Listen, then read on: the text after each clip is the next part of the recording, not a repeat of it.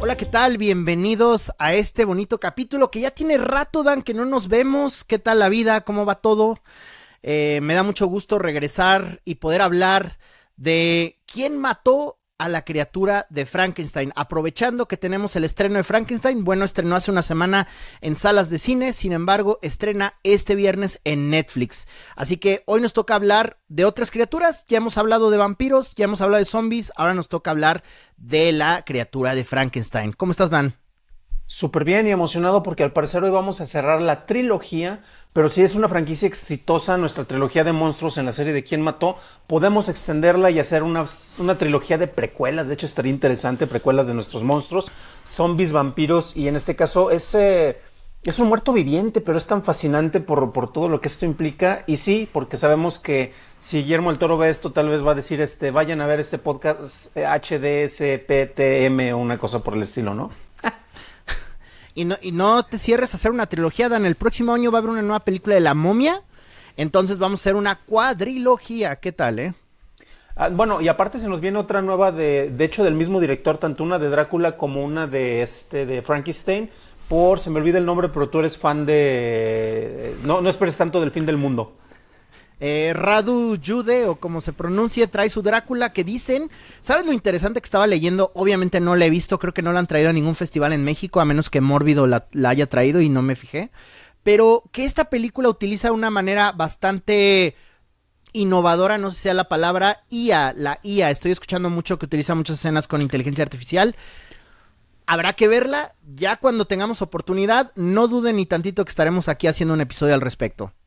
Exacto, pues bueno, vamos a arrancar con quién mató a la criatura. Ojo, criatura, cualquiera de las dos versiones es aceptada. Yo utilicé criatura porque tiene que ver más con el factor de creación, y criatura como que a mí me suena más a crianza, entonces sí es parte de mis sesgos personales. Y Frankenstein es una de mis novelas favoritas. Sé que si lo digo ahorita van a decir, ay, este hipster se trepó porque en realidad ni sabe leer, él solo lee el libro vaquero. Pero esa, junto con el Conde de Montecristo, de las obras clásicas, son de mis favoritos de toda la vida. De las, que también cuando uno, no sé si te pasó a ti, Román, hay obras que de repente le recomiendan a alguien por la escuela o lo que tú quieras, que son clásicas, y cuando te acercas te da una flojera impresionante, tanto por los estilos. Drácula pasa, ¿no? También lo platicamos en su momento, de que como es una novela epistolar, da flojera. Y si ves las primeras versiones del Frankenstein de Mary Shelley, es también un conjunto de relatos que no funciona tan bien para los ritmos actuales. Pero mi primera pregunta es, ¿estás familiarizado con la obra literaria, Román? No, yo siempre lo digo y me da mucha vergüenza que tengo unos huecos en mi cultura literaria muy grandes, y más porque yo sí me considero fan de lo gótico, pero mi acercamiento a las historias góticas son a través del cine. Me gustan mucho todo lo que es Hammer, todo lo que son los monstruos de Universal, incluso por ahí las adaptaciones tempranas de Sherlock Holmes. Todo para mí eso es como parte de mi cultura, mi bagaje del gótico. Y justamente hablando del gótico mexicano, hace poco también pasaron en la Cineteca de acá Dos Monjes, que es una chulada de película, también mexicana, clásica. Pero en la literatura yo nunca he leído esta famosísima novela de Mary Shelley. Creo que yo he leído... ¿cómo se llama? El sabueso de los Baskervilles, si contamos como un relato gótico, pero todos estos criaturas, hablando de Drácula, hablando de Frankenstein, todos estos son como, en el cine me los devoro, en la literatura no.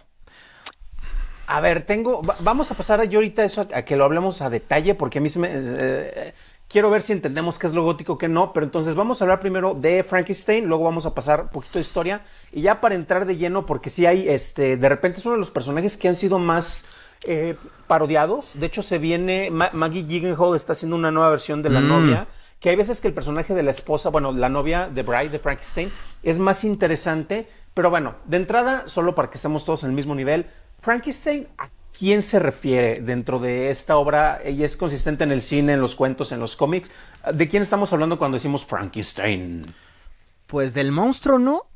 No se crean.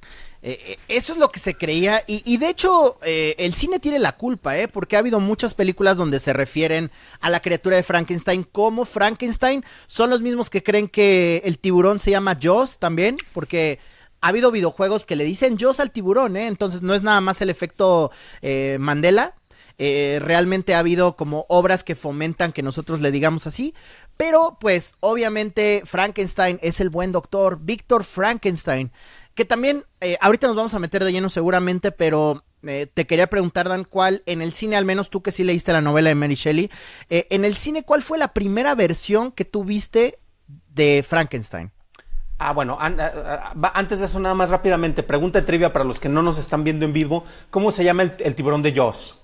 Que sí tiene un nombre. Tan, tan, tan, tan, tan, tan, tan, tan, tararara. ¿Tú sabes, Román? Seguramente sí. No, no es tiburón. Bruce es el nombre del tiburón, y es un nombre que le dieron parte del equipo. Y la anécdota está divertida porque Steven Spielberg lo nombró así para honrar a su abogado, que era Bruce Ratner, creo. Ratner o Rammer. Ratner, imagínate que fuera Ratner, pero Bruce es como se llama el tiburón. Pero bueno, ahora sí, respondiendo directo a tu pregunta, la primera vez que yo vi una cinta de Frankenstein que le puse atención es una que ahorita parece que la mayoría de las personas quieren ignorar. Y tenía a un tal Kenneth Branagh, que él viene de la ola de cuando tuvimos el revival de Drácula. Dijeron, vamos a hacer nuevas adaptaciones. Él con un Robert De Niro y hacen una versión del Frankenstein que no es la, ¿cómo decirlo? La tradicional con la que muchos están familiarizados, con las cosas de metal aquí en el cuello y la cabeza cuadrada. Entonces, como película, es esa la primera que se le puse atención. Pero yo ya había visto parte creo que es de 1931, si no me falla la memoria, la primera forma en largometraje, porque antes de esa hubo una de Tomás Alva Edison de de la Revolución Mexicana de 1910, que de hecho lo pueden encontrar en las notas del episodio, les vamos a dejar el enlace para que lo vean.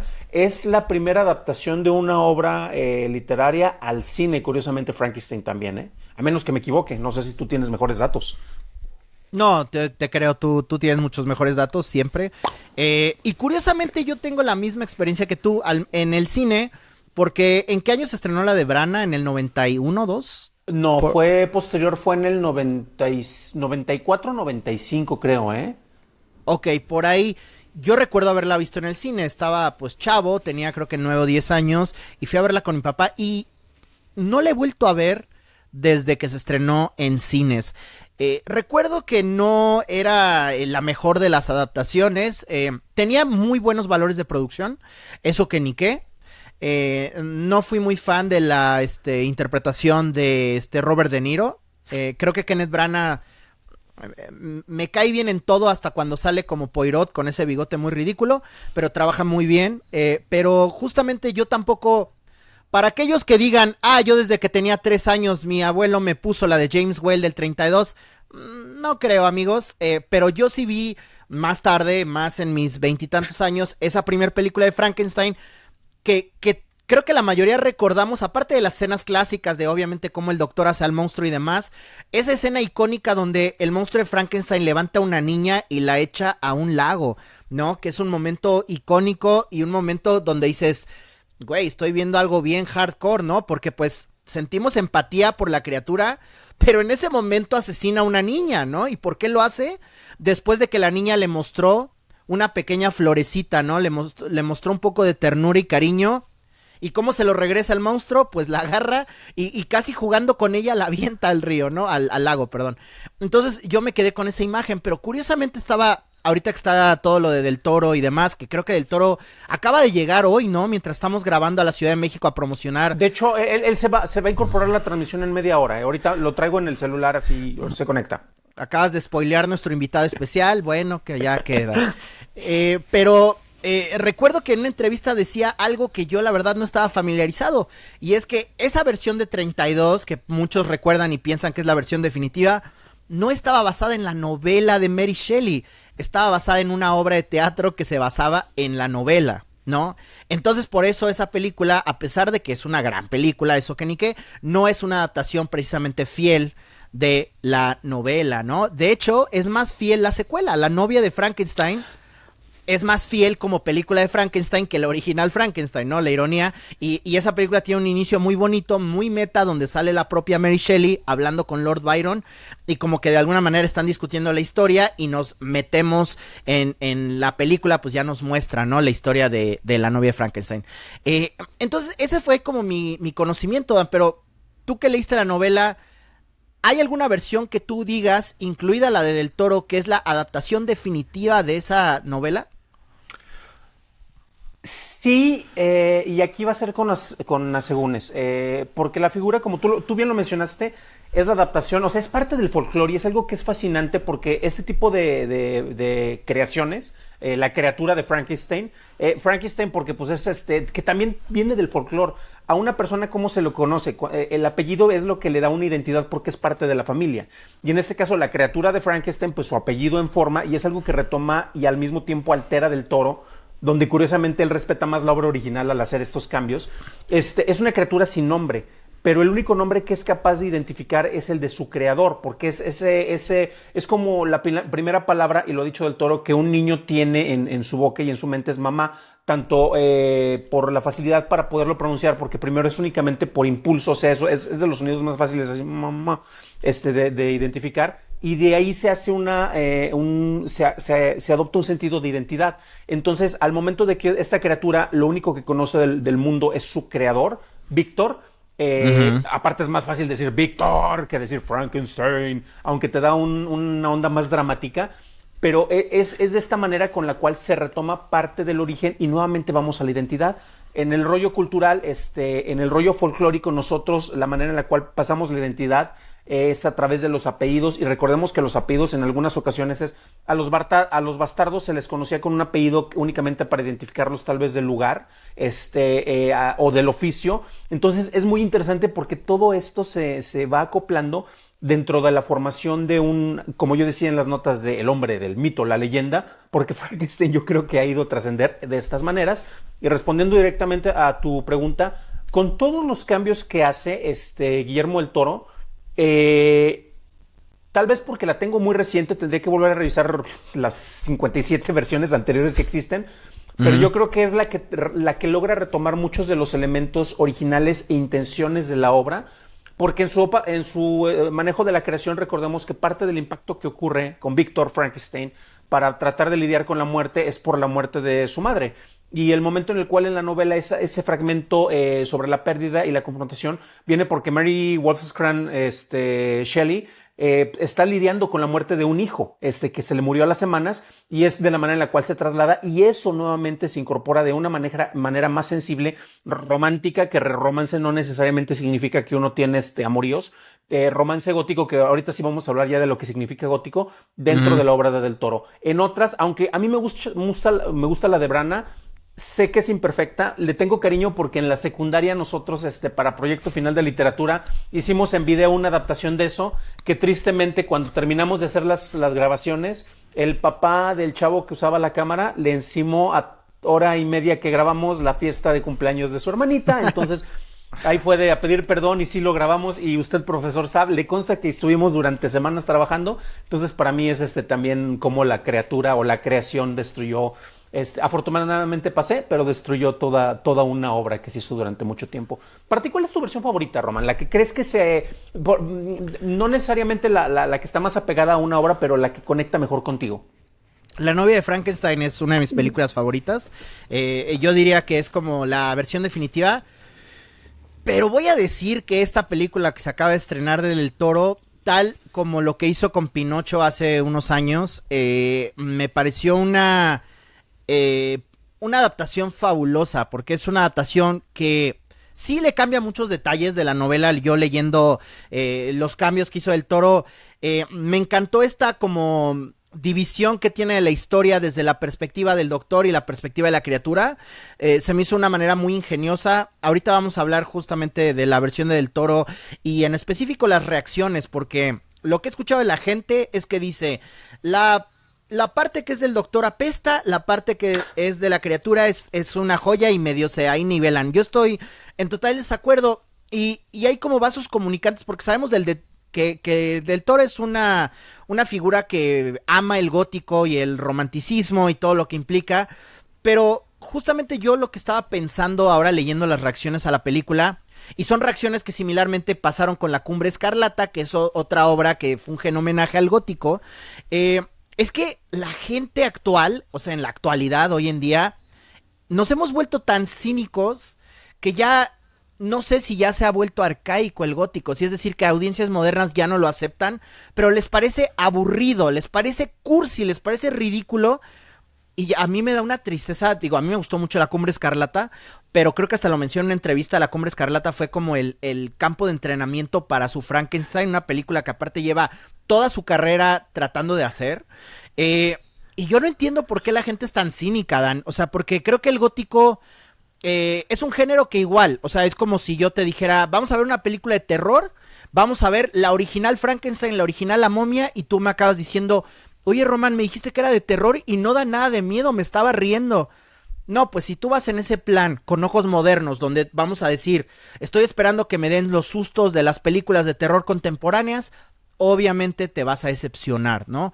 Entonces, ¿qué está pasando con el gótico? ¿Por qué es tan mal interpretado y por qué es tan odiado por audiencias modernas, Dan? ¿Por qué crees? Básicamente por los cambios de juego de sensibilidad y porque no entienden o malentienden algo que le robó la identidad al término. Y por ejemplo, aquí la pregunta primero para el público y después para ti, Román, y ahorita yo voy a pretender que sé la respuesta, citando autores, desde luego, doctores, etcétera.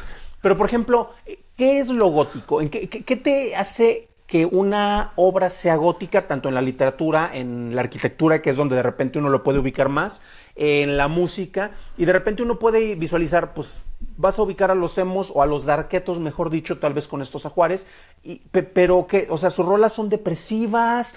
¿En qué consiste lo gótico? O sea, ¿qué es cuando tú ves una obra, lees una obra o literalmente puede ser una pintura o una película en este caso, ¿qué te hace identificar que es gótico?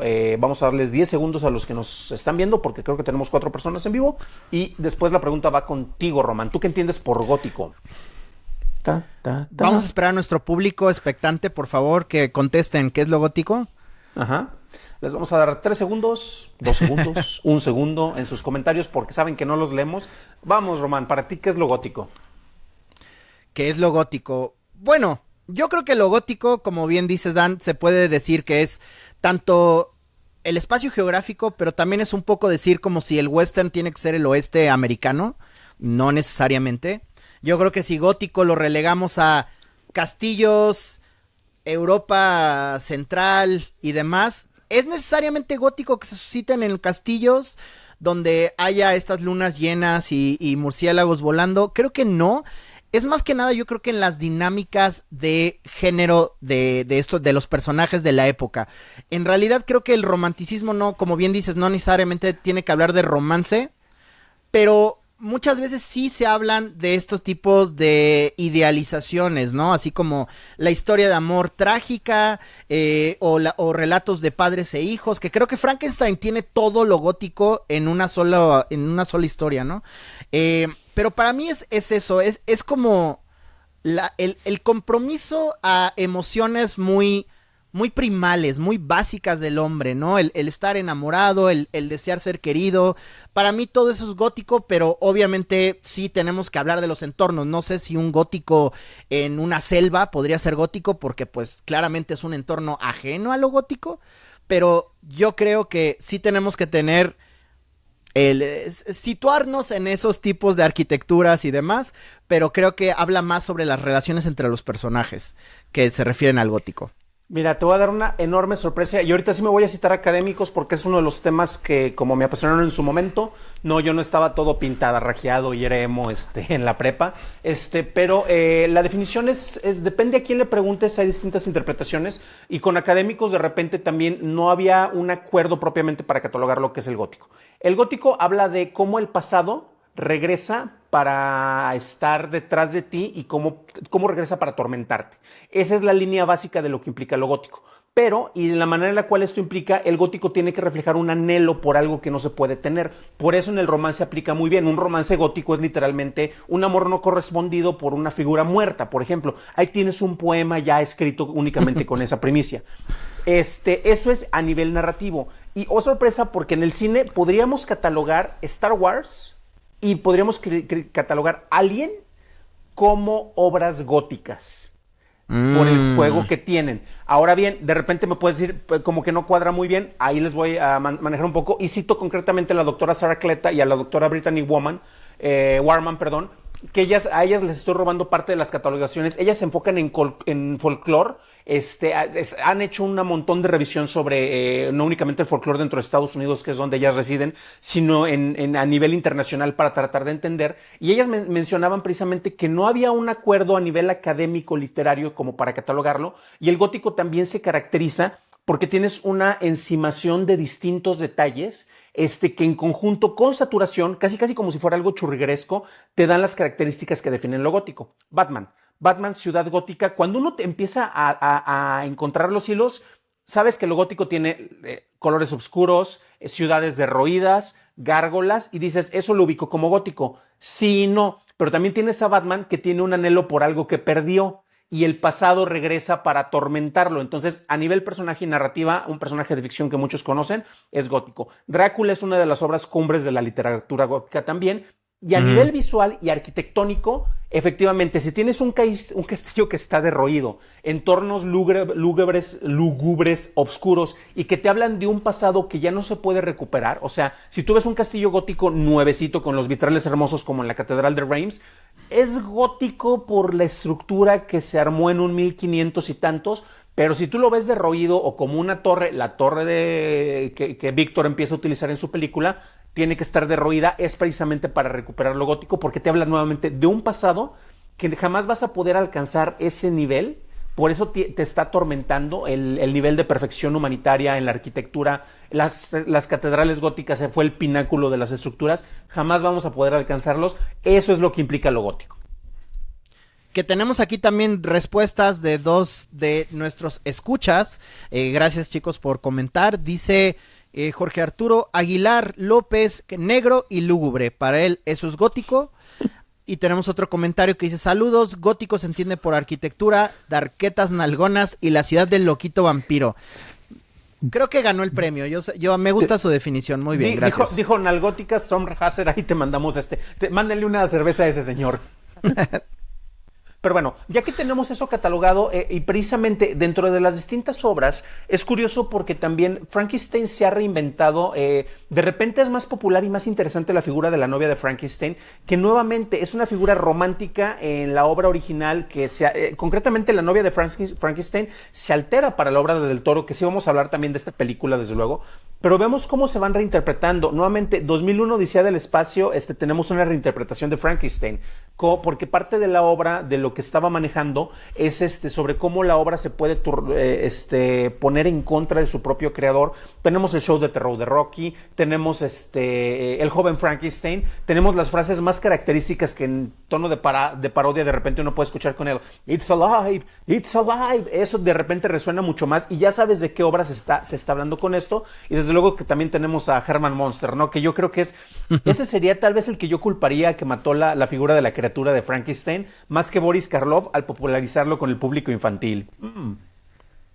¿Qué digo? Tiene su lugar en la cultura pop, ¿eh? Yo de ninguna manera resiento como de están manchando el buen nombre de Frankenstein. Yo creo que como todo tipo de mitos en la literatura y después en el cine, los mitos están hechos para reinterpretarse de acuerdo a cada generación que los retrata. Los Monsters, pues bueno, es una parodia. El joven Frankenstein, evidentemente también, aunque el joven Frankenstein es una gran comedia, una de las grandes comedias de Mel Brooks. Pero de todos modos creo que el Frankenstein hasta funciona cuando lo incorporas a otras historias, ¿no? Creo que Frankenstein sale en Van Helsing, una película que ya habíamos mencionado previamente, porque Van Helsing es como el buffet de todos los monstruos, ¿no? Y por ejemplo, yo en esta versión de Del Toro, algo que esperaba y nunca llegó, fue la figura también ya clásica del asistente de Víctor Frankenstein, ¿no? Sí, exacto. ¿Dónde está ese asistente, no? Igor. O sea, Igor, que creo que se llamaba Fritz en la versión de Frank Whale, en la de los 30s. Entonces, ¿dónde está el Igor de Del Toro? Pues creo que en el tono que él manejaba no funcionaba. De hecho, también ahí el personaje de Christoph Waltz de alguna manera se vuelve un tipo de patrón, asistente, como lo quieran ver, pero creo que es muy interesante. Y ahora que mencionabas la novia de Frankenstein, algo que me llama mucho la atención es la reinterpretación de la novia de Frankenstein a través del personaje de Mia Goth, ¿no? Que Mia Goth interpreta dos roles en la película, ¿eh? Si pusieron atención, que por ahí hay algo como medio de psicoanalítico, ¿no? De que interpreta a la mamá de Víctor Frankenstein e interpreta pues a la prometida de su hermano, y también pues que ahí le traía algo que de hecho quiero hablar más de la película, pero no sé si quieras hablar de otra cosa, Dan, antes de entrar de lleno a la versión del Toro. Nada más un punto y que quiero mencionar, porque parte de lo que caracterizó la traslación al cine, recordemos, tú lo mencionaste muy bien y es una frase que le robo a los amigos de su momento de Cinemanet o de Horroris Causa, es de que cada generación tiene derecho a reinventar a sus clásicos. Yo estoy completamente de acuerdo con eso. O sea, también hemos visto películas muy malas de Frankenstein, en el caso de Drácula también, o sea, hay para todos colores y sabores, ¿no? Pero, por ejemplo, parte de lo que hizo que tuviéramos una identidad más característica en la criatura, tú mencionabas dos monjes, que es más bien cine negro, y no únicamente porque salen así de Joe sino porque también tiene juegos de la estética, sí se va al oscuro, como mencionaban algunos de nuestros compañeros, pero también la cuestión es que durante la época del surgimiento en Europa venía, no sé si sabías que los alemanes andaban con una onda muy, muy loca en cosas como Metrópolis, que nuevamente podríamos considerarla como una versión de Frankenstein, porque también es ciencia ficción, pero de repente, ¿cómo se llamaba ese movimiento que hacían los alemanes? Cierto que era un expresionismo, y eso completamente al analizarlo creo que también entra dentro de lo gótico, por la manera en la que se acomoda y porque es un encimado de cosa tras cosa, pero que tiene una identidad. Pero bueno, con eso era lo que quería mencionar, y si quieres ya arrancamos con la película del Toro, Hablando de películas malas, ahorita casi quedó el comentario justo a lo que decías. La versión de Víctor Frankenstein con James McAvoy, donde se enfocan más en el doctor y el ayudante es Harry Potter. ¿Viste esa versión, Dan? Sí. Yo no la vi, ¿qué tal? ¿Sí estuvo tan mala? Es muy mala, es la que escribió el que ya cancelaron. Bueno, tengo que ser más específico porque cancelan a la mitad de los escritores, y creo que el personaje tenía dos corazones, ya ni me acuerdo, porque es parte de cómo rehacer a una criatura. Sí, la vi, solo diré que no lo volveré a hacer. Sí, hay también una con Aaron Eckhart que se llama Yo Frankenstein, creo que también se llama así. Creo que ese es, a ver, ¿y ese quién es el director, o el guionista? De Yo Frankenstein, no lo sé. Dame un segundo. Sí, porque creo que ese es más bien Stuart Beattie. ¿Y quién fue quien la escribió? Es del 2014. Entonces creo que más bien es la que mencionaba el buen Jorge en los comentarios. El guion es de Stuart Beattie. No es de él. Entonces la que hizo con James McAvoy es de que es hijo de un gran director también. Me encanta. Max, ¿cómo se llama? Max... A ver, no me puedo ir sin saber su apellido. Landis, Max Landis. Max Landis, sí, que también su papá canceladísimo, ¿eh? O sea, ¿es de todo familia? en familia, claro que sí. Y bueno, a ver, antes de entrar de lleno a la discusión acerca de esta versión de Del Toro, quiero hablar un poco, y esto va en general, siempre lo discutimos, es un tema recurrente, pero yo insisto, no crean las opiniones que salen de festivales de cine. Lo hemos repetido al cansancio, pero yo lo voy a volver a decir. A ver, si ustedes le hacen caso a la crítica, piensen en una persona, por más talentosa que sea, que ha visto 5, a veces 6 películas de corrido, donde la persona van a fiestas, están crudos, tal vez su mente no es capaz de elucidar todas las propuestas que ven. Hasta a mí me pasa cuando voy a Morelia y eso, que veo 3 películas. Pero los comentarios creo que salieron de Venecia, ¿verdad? Donde se estrenó la película, donde tuvo su premier. Donde tuvo 13 minutos de aplausos además, El aplausómetro, ¿qué tal? Que tampoco vale para nada, pero bueno, todavía hay gente que insiste en que tiene algún mérito.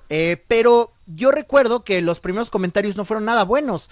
De hecho, varios decían que era la peor película de Guillermo del Toro, que no funcionaba la película, que tenía partes buenas, pero que en realidad la estructura no funcionaba en el impacto emocional de la película. Yo leí todo y la verdad es que hago mal, no debería tampoco predisponerme a algunas opiniones, pero cuando la vi definitivamente me quedé tal como tú te gusta decir también, a veces, Dan, ¿vieron la misma película o vieron El Corte de Venecia? ¿No? Que yo podría decir lo mismo con otras películas, pero ahorita estamos enfocados en Frankenstein. Pero lo que te decía ahorita al inicio de esta charla, de cómo nos hemos vuelto demasiado cínicos, y que lo mismo decían de La Cumbre Escarlata, ¿no? Que decían, es que la película es demasiado cursi, ¿no? Del Toro es como si estuviera atrapado en el pasado, y es como de, güey, o sea, Eso Del es Toro... gótico. Para empezar, ese es el gótico, y además... No voy a caer en decir la tontería de que Del Toro hace la misma película una y otra vez, porque no es cierto. Pacific Rim no tiene nada que ver con Frankenstein. Pero los temas que explora Del Toro en casi todas sus obras son el mismo. Es básicamente el decir, la criatura de mis películas es más humana y los humanos son los verdaderos monstruos, ¿no? Ha repetido ese motif, pero varias veces. Me atrevo a decir que lo ha repetido desde su ópera prima, desde Cronos, que es una historia de vampiros, ¿no? Es una reinterpretación. Y también habla de una relación de un abuelo y su nieta, temas que también los explora hasta en esta película. De hecho, Del Toro lo ha dicho en una entrevista, esta cuestión del trauma de las madres y sus hijos, pues viene de que tanto su abuela como su madre tuvieron, pues ahora sí que abortos espontáneos, ¿no? O sea, sus hermanos murieron en partos, ¿no? Entonces es algo que también Del Toro está fascinado con los fetos, ¿no? Que se ve como un motif en varias de sus obras. Del diablo, ajá. Ahí inolvidable ese feto, ¿no? Que tenía ahí el médico. Entonces, son temas que Del Toro ha explorado, pero no es que él ya lo haya explorado y digamos, pues ya Del Toro, supéralo. No. Son distintas exploraciones de los mismos temas.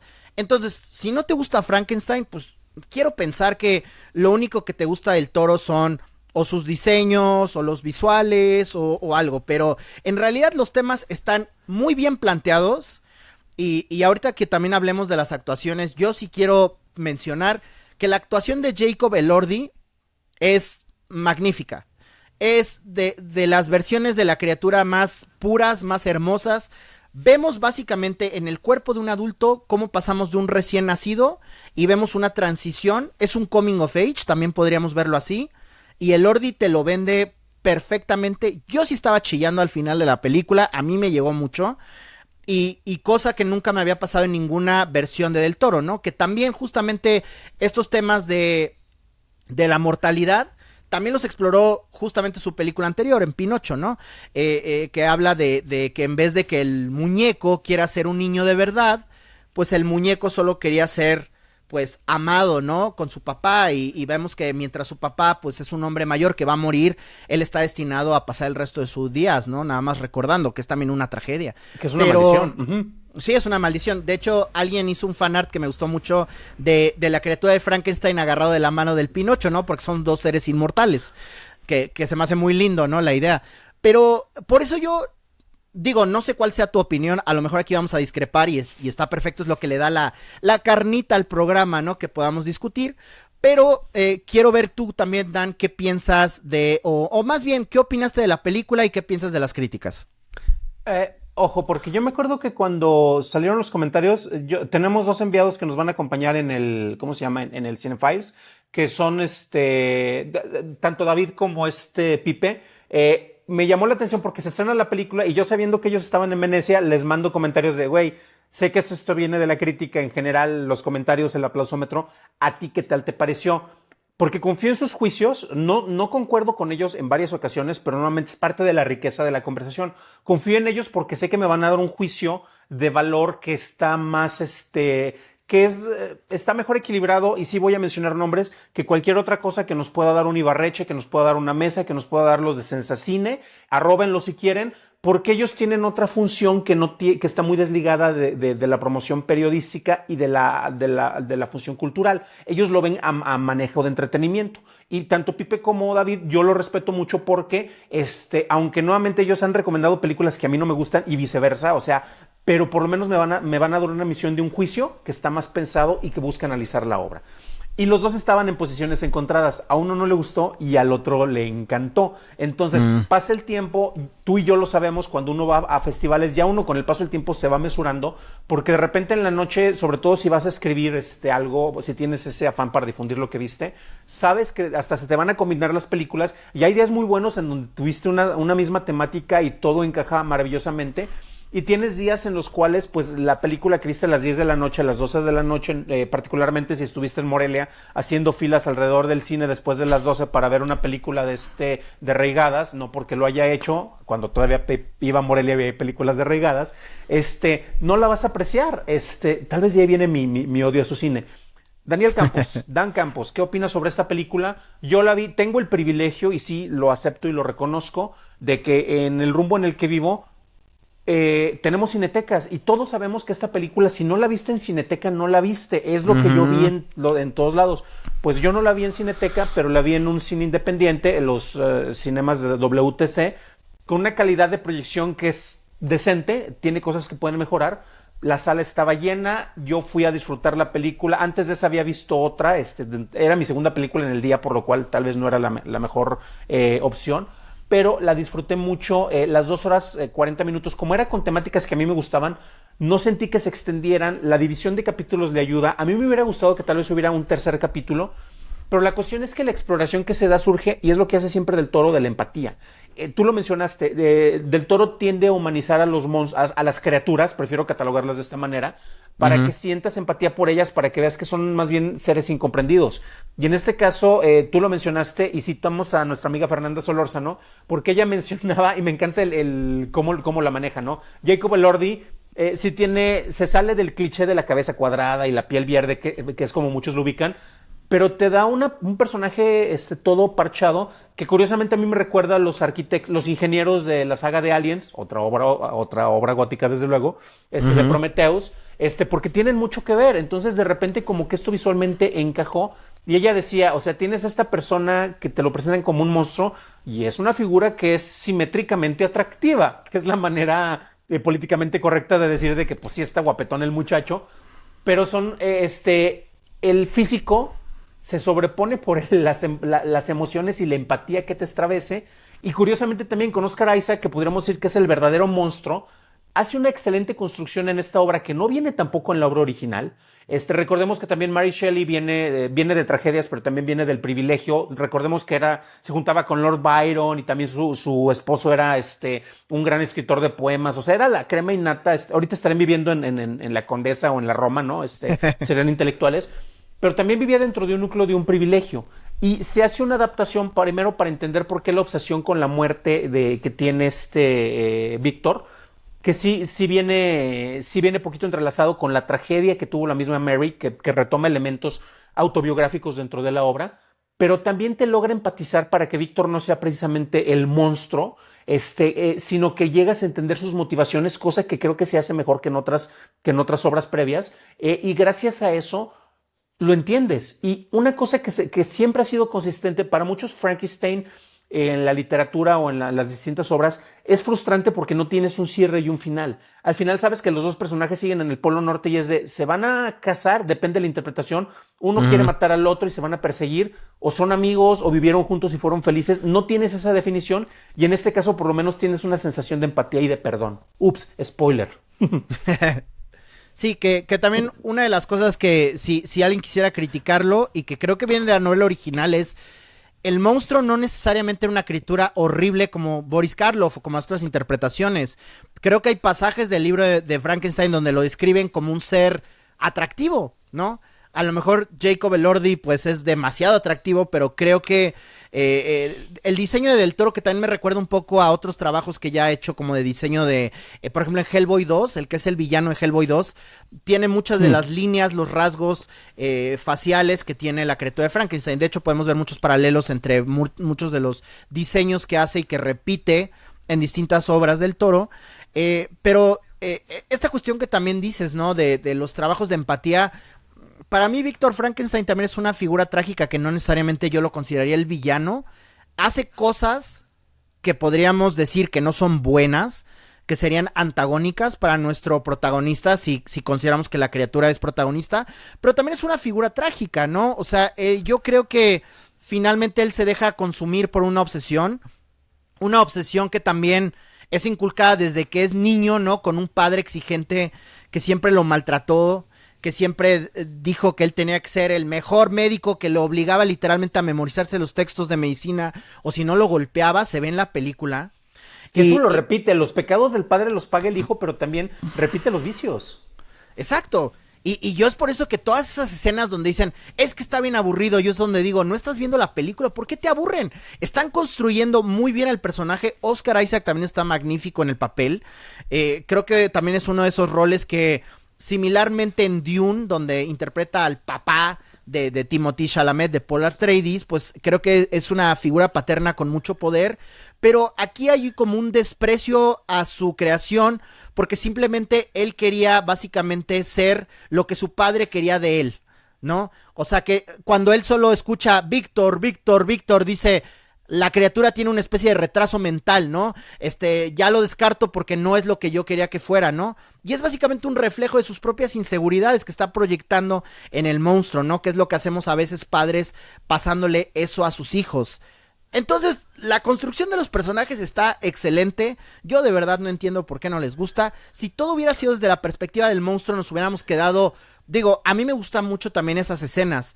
Cuando por fin se escapa, el monstruo llega a este pequeño como pueblito. Y de hecho la interacción que tiene con este anciano, el ciego, que le enseña a leer, lo educa con estos textos. ¿Cómo lo enseña a leer si es ciego? A ver, de entrada, ahí sí hay cosas cuestionables, ¿eh?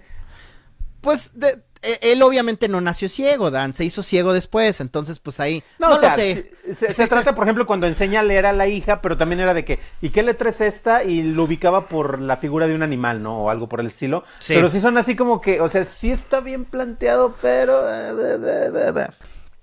Tenemos que darle crédito, sí, y sí, bueno. Pero creo que de todos modos me parece también como muy correcto como también la criatura va haciéndose cada vez más culta y hasta la manera en que encuentra a Víctor, ¿no? Finalmente, pues porque Víctor queda muy herido, de hecho le tienen que amputar una pierna, pero me gusta mucho también la manera en que como el monstruo ya sabiendo leer, utilizando la lógica y esta escena en la boda de Elizabeth, que también yo estaba como que al borde del asiento porque obviamente esto es una tragedia. Digo, no sé si ya spoilearlo, pero pues obviamente también, adelante. Le dispara, Víctor Frankenstein, bueno, esperando dispararle a la criatura, que yo no sé qué pensaba que eso iba a lograr, siendo que ya había visto que la criatura había sobrevivido a una explosión y otras cosas, pero bueno, y accidentalmente pues le dispara a Elizabeth, pues quitándole la vida, y todo eso me parece, te digo que otra vez regresando a esta cuestión del cinismo, ¿no? O sea, si una audiencia está acostumbrada como a ver una historia y que todo esté contado de una manera donde, ok, va a haber giros inesperados y te la vamos a contar, que no está mal, digo, sería una forma de contar la historia, pero a pesar de que tú ya sepas a dónde va la historia, es gran trabajo de los personajes que te hace que estés adentrado, ¿no? O sea, y creo que es lo que hace que tanto esta como Pinocho funcionen también. Todo mundo se sabe la historia, pero la manera en que Del Toro le vuelve a dar vida, no pun intended, a estos relatos, creo que es lo que los hacen que descubramos la esencia de esas historias que ya han sido contadas 1000 veces, ¿no? Entonces, ¿qué dice Eric? Si el maestro Palo sin los poderes de Daredevil también puede, no veo por qué no. Tiene un punto, Dan, hay que concederlo. Exacto. Y también vamos con lo que es la construcción tanto de un entorno, y ojo porque es fascinante. Recordemos que la obra original de Mary Shelley surge durante... ahorita estamos en una etapa en la cual el gótico puede surgir sin ningún problema. Ahora con los miedos a, ya sabes, inteligencia artificial y esas cosas. Los avances tecnológicos mal aplicados, que es una de las cuestiones principales. Y una mención ligera, y se le estoy robando también a Fernanda Solórzano, en el sentido de que la obra, recordemos que es Frankenstein o el moderno Prometeo. Y uno puede entender la intención porque se habla de alguien que le roba a los dioses literalmente la capacidad que es únicamente para ellos, que en este caso sería el dar vida, pero también te habla sobre cómo esto es aplicado en el mundo del entorno real. Y un vaso comunicante que de hecho me encanta, ¿sabes qué? Vamos a coplotear luego nosotros una película, Román, en el cual vemos en la época en la que se escriben, una de las mayores muestras de avance tecnológico eran los viajes en el mar, porque de repente sabemos que existe otro mundo del otro lado, y tenemos a nuestros personajes, los cuales o están escapando o tienen una confrontación o buscan un nuevo horizonte a través del viaje en barco. En el caso de Drácula tenemos el último viaje del Demeter, del Demetrio, que tiene una película que es malona, pero a mí me gustó porque es muy gótica. Visualmente está muy padre, pero ¿sabes dónde va a terminar? Es como Rogue One en cierto sentido, pero también aquí, ¿qué es lo que ocurre? Tienes a las personas que están buscando llegar a los últimos confines del mundo, a irse a lo más lejano que uno conocía en ese momento, que es uno de los polos, a través de una mega maquinaria, y ves la obsesión nuevamente de una persona, y por eso tienen tan buena conexión, que viene de la obra original. Por eso es un relato, por eso se narra de esta manera, y yo, Víctor, contándote las historias. Básicamente, podríamos tener al capitán Ahab, que está buscando a su Moby Dick. Ahí tenemos ya la trilogía, mira, vamos a conjuntarlos en todos, que está detrás de algo que es inalcanzable. Y en este caso, ves los retratos de la obsesión y de la locura, y cómo esto es algo constante en todas estas obras. Creo que me disvarié bastante, pero dije, mira, es que es algo en común que de repente como que se nos puede pasar de lado. Y que en Frankenstein también hay un barco, que se queda atrapado ahí en el Ártico, ¿no? Entonces también ahí hay correcto. Vasos comunicantes, por supuesto. Pero bueno, vamos a terminar ya prácticamente, porque después de esto vamos a ir a grabar. Los que nos están acompañando, gracias al buen Eric, también gracias al buen Jorge, que nos acompañaron tanto en Twitch como aquí en la transmisión en YouTube. Vamos a hablar un poco más de Frankelda más adelante en la sección de Nunca lean los comentarios. Pero, ojo, antes de que pasemos a eso, vamos a dar el cierre. Sabemos que los que van a ver esto es porque querían ver sobre la obra de Frankenstein.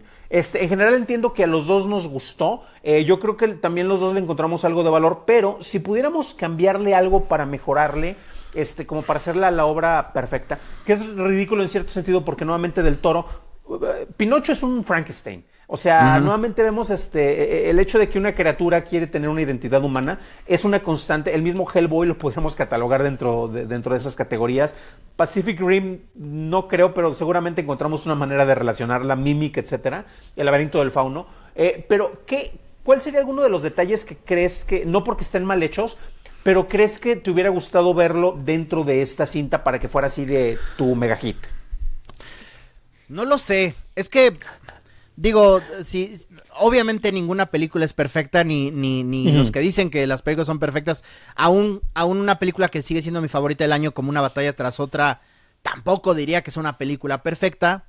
Si tuviera que cambiarle algo, tal vez es que son estas cuestiones como de ritmo, ¿no? Narrativa, ritmo, donde diría, a lo mejor habría escenas que funcionarían más como más cerradas, ¿no? O sea, como es una película de 2 horas y media, de repente se siente la duración. Quizás pudo haber editado algunas cosas del Toro, pero hablando en estructuras, lo que tú decías hace un momento, donde te hubiera gustado ver un tercer capítulo, no sé si hubiera sido la perspectiva de Elizabeth que te hubiera gustado ver como un capítulo propiamente, o qué. Es que es interesante, y ojo, voy a irme al libro de clichés. De hecho, voy a abrir Twitter para ver qué me puedo encontrar de temáticas y quejas generales, no con esto, sino en todo. Como con Nolan, los personajes femeninos no tienen presencia, porque la historia no se trata de cuestiones de género. Pudiste haber tenido una doctora Victoria Frankenstein narrando esto, que recordemos que la fuente, la creadora del relato es una mujer. Y las funciones que tienen tanto la madre como la inspiración que es Elizabeth, pues sabes que tienen una función y no tenían cabida dentro de un relato que es humano, pero humano hablando de la especie humana. Yo creo que un relato o un capítulo enfocado en el personaje de Mia sería interesante, pero creo que funciona más como una especie de spin-off, si queremos. Mira, el universo cinematográfico de Frankenstein y del Toro, porque es un personaje que te da mucho, porque es un reflejo naif, porque recordemos que también esta Mary Wollstonecraft, ella estaba muy adelantado y para el momento que escribe el relato ella fue súper transgresora, de la misma manera que el personaje de Mia Goth es transgresora porque era una persona muy educada, que no tenía pelos en la lengua y le decía sus verdades a la gente de alta alcurnia con la que dialogaba. Entonces, sí es un personaje, pero sería como el personaje de esta, de Mia, de Drácula, que de repente también pues quisieras ver un poco más de ellos, pero no dentro de la película. Y también esta cuestión del revisionismo, yo la verdad sí, de repente cuando tomas libros, ya sea de Mary Shelley, de Jane Austen, y queremos hacer nuestra versión de una protagonista protofeminista, esos libros son libros didácticos muy productos de su época, no están hechos como para decir queremos que las mujeres ahora sean empoderadas. En esos tiempos, pues a lo mejor, bueno, el movimiento sufragista creo que vino después, ¿verdad? Y todas estas cuestiones. Fíjate, ya me quedé con la duda. ¿No era su mamá una de las sufragistas? Creo que le estoy confundiendo. No, eso fue... Ah, bueno, alguien en los comentarios lo vamos a leer, porque creo que iba a la par, porque las sufragistas de Reino Unido fueron más adelantadas a las de Estados Unidos. No, creo que eso fue posterior, ¿eh? Bueno, luego pondremos la nota no aclaratoria. Pero yo creo que Del Toro, me atrevo a decir que el personaje de Elizabeth es hasta inclusive de menor importancia en la novela. Creo que Del Toro enriqueció como ciertos detalles, haciéndola independiente, pero también conociendo su lugar en el relato, ¿no? Ella nunca abandona la idea de casarse con el hermano de Víctor, ¿no? A pesar de que por ahí medio dan la idea de que ella se siente atraída por Víctor, pero sabe que Víctor es una persona consumida por la obsesión, pero aún así se siente atraído a su genialidad. Pero más sin embargo eso no quiere decir que iba a tener un final rosa donde iban a ir con Víctor y vivir felices para siempre. Lo cual eso lo hace interesante, ¿no? Porque su rol de una mujer que es inteligente, que es, cuestiona a nuestro protagonista, pero de todos modos escoge un destino donde va a ser la esposa fiel antes de tener obviamente el final que tiene en la historia. Pues yo creo que es producto también de las historias románticas góticas, ¿no? O sea, el hecho de decir Mia Goth dijo, malditos hombres, yo voy a ser independiente y de hecho me atrae el monstruo, pero ya me voy, ¿no? O sea, pues tampoco, no creo que el proyectar nociones contemporáneas a relatos antiguos no hacen automáticamente un mejor relato. Perdón, y seguramente ya me cancelaron por eso, pero perdón. No te preocupes. Y dato, ahora sí aclaratorio, porque desde luego tenía que buscarlo y no confía en el resumen de Google ni de Gemini, ni se preocupen por eso. Esta Mary Wollstonecraft, ella nació en 1759, el movimiento sufragista es de 1851, pero técnicamente muchos la reconocen como muy adelantada a su época, seguramente pudo haber sido de las primeras sufragistas, y la catalogan como la primera feminista en forma por lucha de los derechos. Y un comentario, porque revisando, cuando estaba buscando los comentarios para nunca leer los comentarios de Frank Elda, que por poco íbamos a grabar también de ella en este programa, pero qué bueno que le damos su sección aparte. Una de las quejas que leí en internet que dije, no vieron la misma película que yo, es acerca de la historia de amor entre la criatura y Elizabeth. Y yo o sea, ella mostró empatía. Entiendo por qué una persona, recordemos que los hombres nos dan muy poco reconocimiento, y si una persona muestra un lazo afectivo podemos malinterpretarlo como interés romántico o una cosa por el estilo. Ojo, sí pasa, o sea, tampoco voy a decir que son exageraciones, pero era una chava la que se quejaba de eso y por eso quería más protagonismo de Elizabeth, y fue así de, ¿vimos la misma película? ¿Qué onda con eso? Es que mira, ese es el problema de tener a alguien tan guapo como Jacob Elordi. Y también una de las cosas, porque en la película lo dice, la criatura le exige a Víctor que le haga una compañera, pero no quiere decir que él quería secuestrar y llevarse a Elizabeth. Él quería que le creara otro Frankenstein, ¿no? A la novia de Frankenstein.